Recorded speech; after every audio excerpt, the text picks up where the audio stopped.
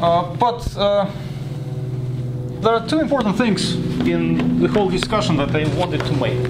One thing is that in reality, in real world, the concept of distance is never precise, has nothing in real world, and there is no concept of straight.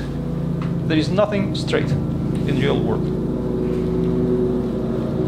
Unless you firmly believe that light follows straight paths. But then, it's not true even in small-scale world. You know that if you have water, right, and you have light hitting water under angle, it will go underwater, under other angle, right? So that's what you learn in school, and you probably believe in that, don't you? So it makes angle, and it doesn't go straight.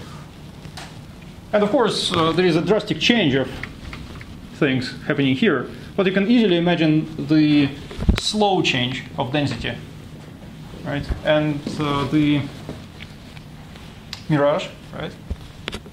When you drive and you see on the interstate the piece of water that disappears after some time. So that's actually a reflection of the sky, and that happens sort of because of this. So there is nothing straight, and the only straight thing can be there. So come there, cross this fine line between reality and abstraction, and well, you can step back sometimes, but that world is so beautiful.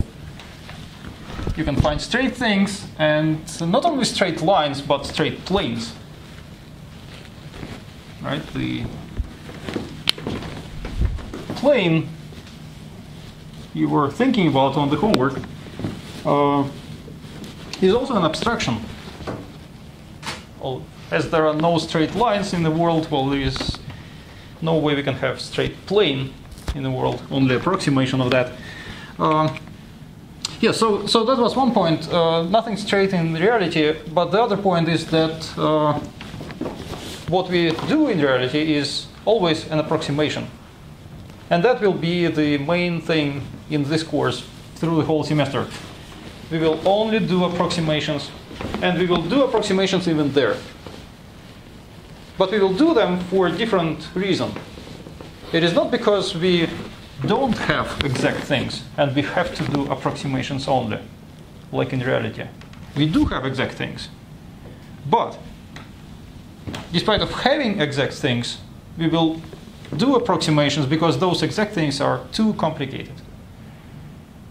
Because if you want to express algebraically the number pi, you cannot do it in finite time, right? So you will have to do approximation, and it will happen all the time at the level of numbers, at the level of functions, at the level of, well, anything over there. But the reason is only because the exact things are too complicated. All right, so what we created there in that abstract world is a plane made up of two lines, right? And those are called x-axis, y-axis. Any point on the plane gets two numbers assigned, x and y, in a given coordinate system, and those two numbers together determine the point uniquely. And then we measure distance by that formula, square root of sum of squares.